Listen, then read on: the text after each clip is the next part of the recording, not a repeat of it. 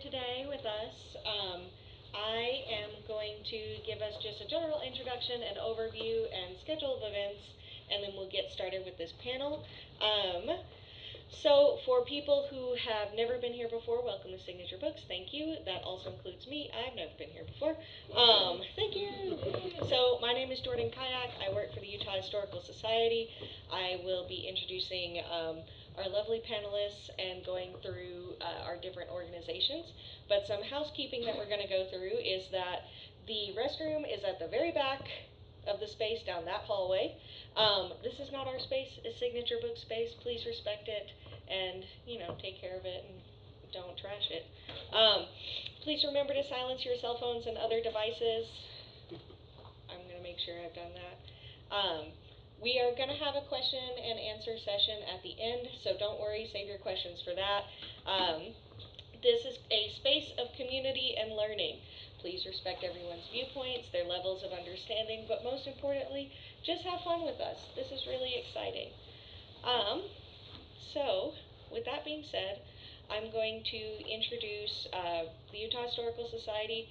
So the Utah Historical Society was founded in 1897. It is a state agency. It is dedicated to sharing the history of the state through scholarship, research, library and collections, and public engagement. The public engagement part is what we are doing right now. This piece is going to be part of what is called the Peoples of Utah Revisited.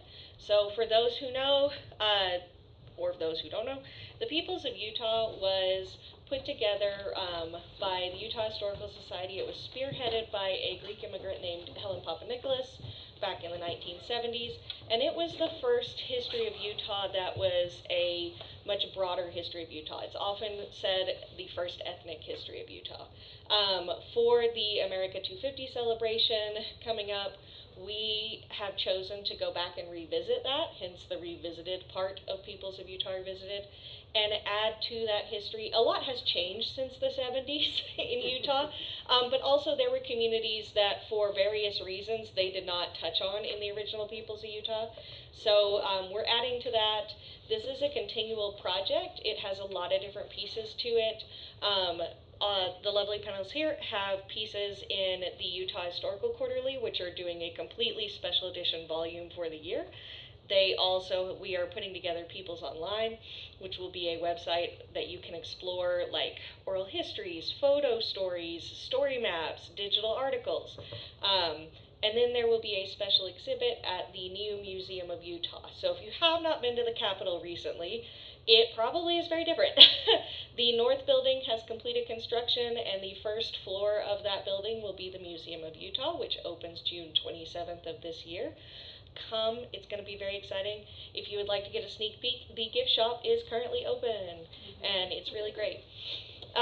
So, with that being said, I'm going to introduce the Mildred Berryman Institute. So, the Mildred Berryman Institute for LGBTIQ2S Utah History promotes public education and general knowledge of queer Utah history, culture, and arts in all their diversity by fostering a collegial atmosphere among researchers.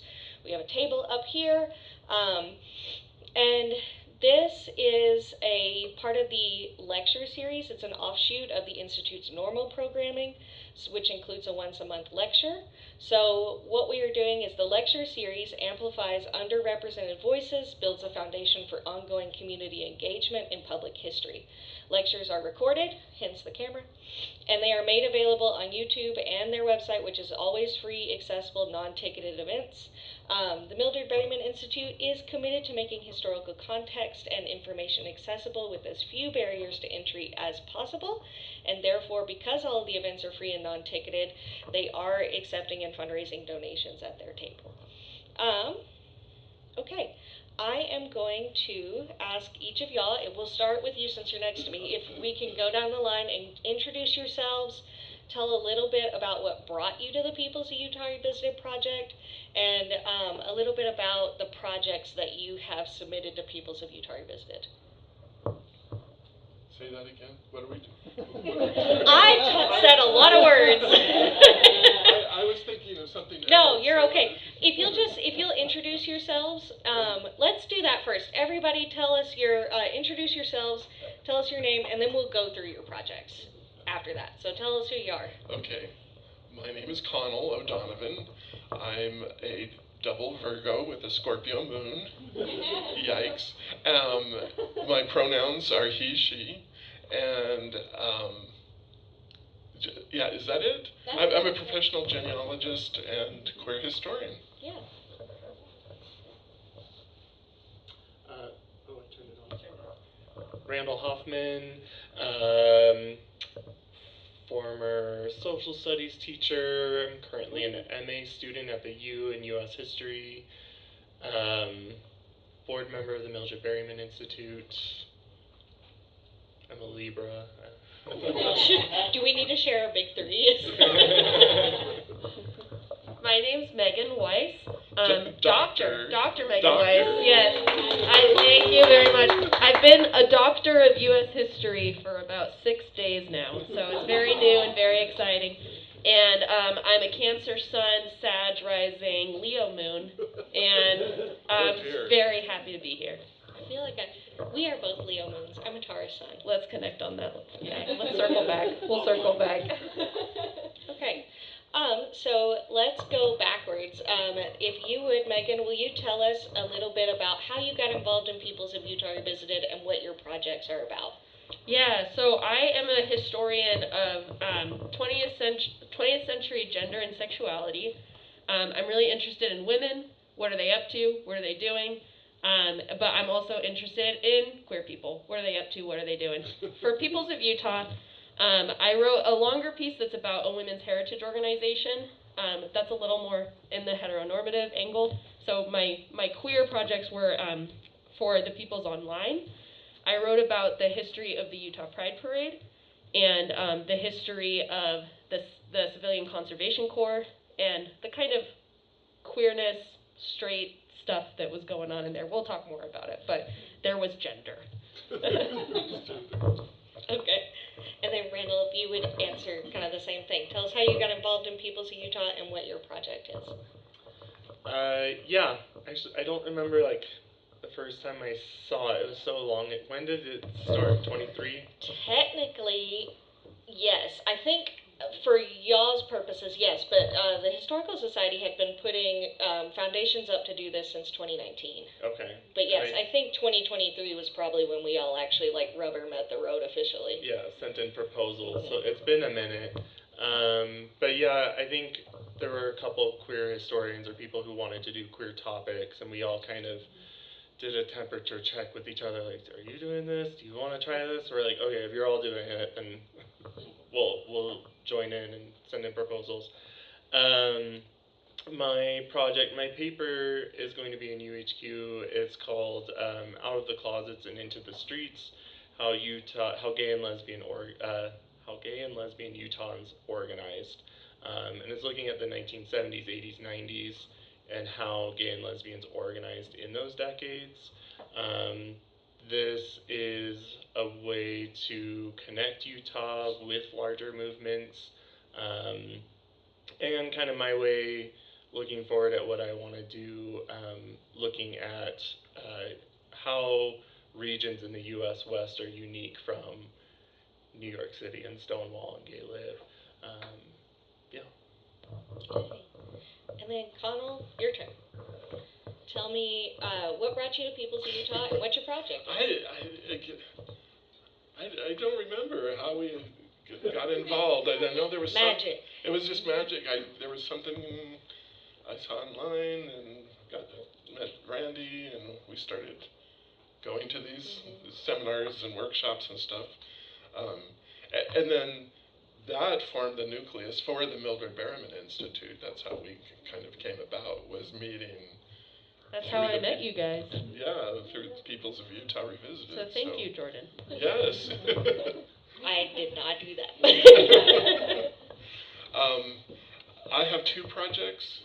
One is a story map, which will be online, and it's a visual history of drag in Utah from 1871 to 1931.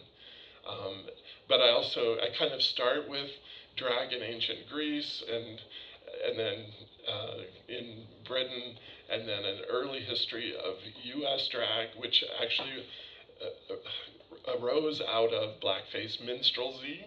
So we have to deal with the racism of that as the basis for drag. And then I actually start with Utah, the first drag queen who performed in Utah, William Horace, in 1871, and then go up to 1931. My other project is a transgender history of Utah and gender variance, from pre-colonial Native Americans to the 1930s. Again, I actually can't remember the time period. Yeah, so starting off with what we now might call Two-Spirit or Indigiqueer folks in the Paiute, Ute, Ghost Ute, Shoshone folks. I don't deal with the Navajo Dene community, even though the reservation is partially in Utah. There's a couple of reasons why I didn't, but the main reason is that I couldn't find any early history of someone who was Navajo Dene who lived in Utah. There are several that we know about who were in New Mexico and Arizona, but I couldn't find anyone in Utah until quite recently, so it didn't cover my time period, so I didn't include the Navajo. I think your last person on your article goes up to 1965. Oh, so. Is that when they passed away? No, they passed away in 1991. Oh, okay. So. All right. So what we're going to do is go through some questions that we have. I'm not going to make you all answer the same question individually, but if y'all just want to chat about it, whoever would like to answer it, if you want to talk to each other about it, by all means. I do want to ask, tell me what, if it did, and what impact the original peoples of Utah from 1976 had on your development as a historian. And while you're thinking, for those who are not aware, the original peoples of Utah is available for free in its entirety online if you would like to read it. I can tackle that. I was really struck by the book. I came across it. Back in 2016, I had just graduated with my bachelor's in history, and I actually worked part-time at the Utah Historical Society, and we were kind of inventorying artifacts, trying to research the provenance of some of these items that we had, and that's when I came across this book. And it was truly a brain chemistry reset for me, because it covered so many communities that I had not learned about when I was in elementary school. There was a whole chapter on Jews in Utah. There was a whole chapter on Black people in Utah, on Italians. It was really transformative for me because it opened my eyes to the diversity of Utah history. And the one woman behind it, Helen Papanicholas, she really just did that. And ever since then, I have really looked up to her as a historian. I have to echo that, what Megan said about learning about the diversity.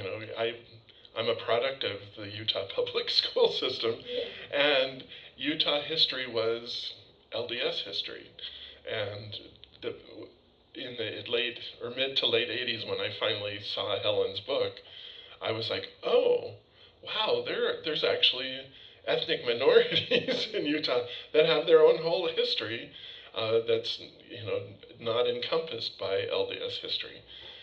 But then I also, because I had recently come out of the closet, I was like, but she didn't include anything about the gay community here in Utah either. So I felt like that was an opportunity missed, but also 1976, that's when she published it, that's pretty early in our movement for her to. I wonder what she would think about that now. Do you think she'd be an ally, supportive?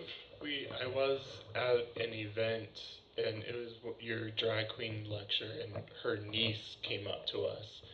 I think her last name was also Papanicholas, and she heard about this was well before, we're still writing our first drafts, and her niece said, that her aunt would be very proud. Oh, Yeah. It's pretty cool. I mean, there's a lot of stuff that will be in this that wasn't in the first one, and some of it makes a lot of sense. Like, for example, there's a Southeast Asian community that didn't exist in Utah at that time.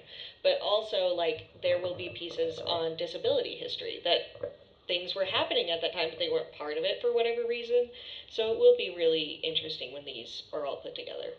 The Muslim community is being represented too, Yes. which I think is really awesome. Yes.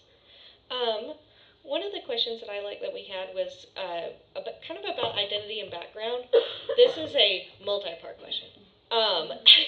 Do you find that your personal identity or sexuality has influenced your historic interest? In other words, why queer history, and why do you choose to study it? I think just to carry on that absence in earlier Utah history of queerness, it's really to put our own place in there. Well, I should just speak for myself. As a queer person, I want to see myself in that. It's a connection to place. I'm connected to this place. I live here. I work here, and I want to see myself represented in those stories. And so when those stories aren't there, that means there's work to be done. But for me, as I've been doing this work, everyone has their own different reasons and methods for approaching history on a personal level. For me, it's honoring those people. It is a great way to see myself and to help other people see themselves in Utah. Um, but I think larger than that, I feel like these people deserve to have their story told and put out there because it's just as important. So, after I came out in '85, it took a couple of years before I started getting involved in the community. And one of the first things I did was I became a member of Affirmation, which is the support group for gay Mormons. And I mean, within 2 or 3 weeks of attending the weekly meetings, I was introduced to this oral history of, it was just a litany of names of, there Joseph F. Smith, a patriarch to the church. There was Evan Stevens, who's the director of the Tabernacle Choir. They told me about Louis B. Felt and her partner of many years, Mae Anderson, who founded LDS Hospital and et cetera, et cetera. So there were, I was just given this litany of names, and that seemed really precious to us, just to have names and to feel like, oh, we aren't these freaks that are isolated and alone. We have history. And I was fascinated by this, and was because I had been doing history at the church history library. It's called church archives or something, but the church history department. That was what it was called, and dealing with blacks and the priesthood temple ban. That was what I would go and study. But then, so I was like, can I document this litany of names? And that's how it started for me. It was so personal and such is so important to me to help me come out of being so broken and wounded from my childhood. It really helped ground me, and now I love this stuff. And it's so, I love that you guys are here learning about it and are so interested, and I'm surprised at how much there is.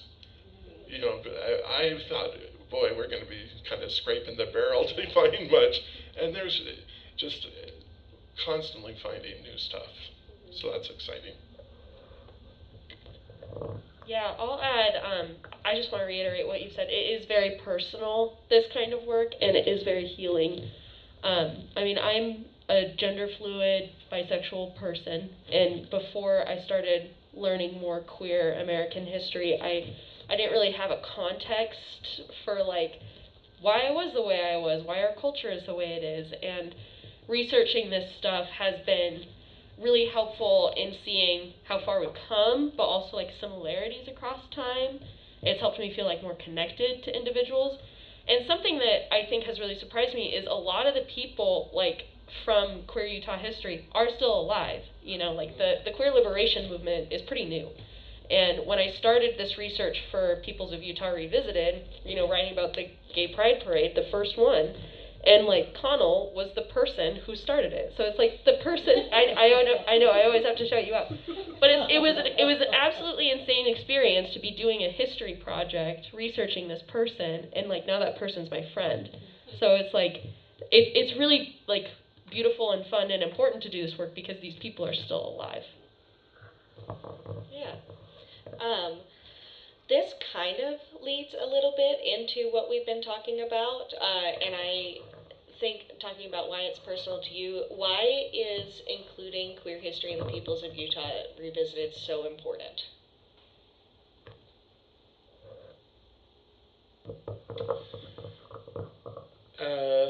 It's queerness in gender variance, some of the topics you heard about.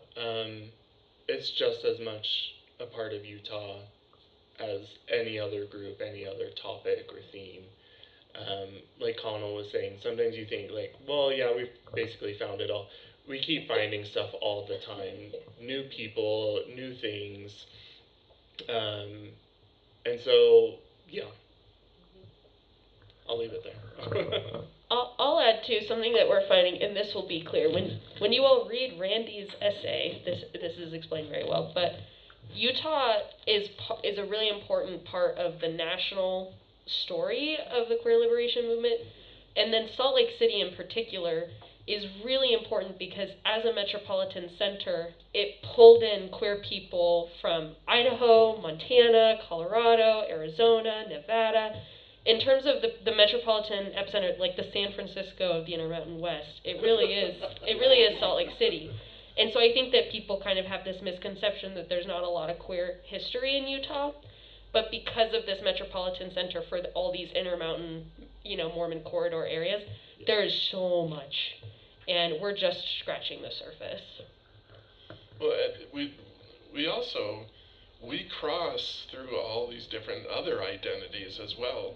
There are queer disabled folks. There are queer Muslims. There are queer South Asian folks here in Utah, and then also beyond that, um, we've had a big impact on our state on many levels. So yes, we need to be included and identified, not just included, but pointed out. Yes, this is a queer person who did these amazing things, or not, because some of us have done some pretty horrific things, but we don't talk about that because this is all about propaganda. Oh, did I say that out loud? It can't all be perfect. So I wanted to talk a little bit about kind of getting in the weeds, some of methodology for people here that are interested in doing this kind of historical research, whether it's on your own as just an exploration of history, or if it's something you'd like to do a little bit more professionally, semi-professionally. We're going to talk a little bit about the methodology that y'all went through. But I do want to kind of say, okay, you've never done this before. How did y'all get started, and what do you think would be important to tell somebody who's like, I want to look into this, and you're telling me there's all this information, what do I do other than Google it, and then Google tells me an AI answer? So, Well, I'll say I was pretty impressed with how much queer archival material is out there, and it just in the state alone. So Weber State Archives, they have a really impressive queer like repository basically. The archivist up there, shout out Sarah Langston. She's done a lot of work to include queer stories in that archive. So there's oral histories here at the Marriott Library at the University of Utah. That is where I went for one of my projects. They have Pride Center records going back decades, and it's everything you could imagine, from like flyers and zines to pamphlets, and I believe they're also getting the Utah AIDS Foundation records up there. So there's a lot of really great resources. A lot of them are digitized as well, so you don't even have to leave the house. So a lot of Connell's personal records are online at Utah Historical Society, and that's a really amazing collection as well. It's out there. It's out there. I approach it from a genealogical standpoint, because that's what I've mainly been involved with in my historical research. And so for me, a lot of it, and I in the past, I have mostly, like 90%, focused on pre-Stonewall Utah history, pre-community, really, pre-organized community. And so a lot of what I did was identifying people and then doing really intensive biographical, genealogical research on who they were. And over the years, as I've learned more and more, I'm starting to see patterns. And oh, she knew her. And they took violin lessons from this woman who never married. They were best friends. They were best friends who lived together for 50 years. But so I am now starting to see the seeds of community and connection pre-Stonewall, but now I'm super excited about post-Stonewall Utah history. After having made some of that, it's really great to look back and document a lot of what was going on, and make sure that that's preserved for the future. So this might get into methodology as well as historiography, and also my approach and what some of my future projects will be.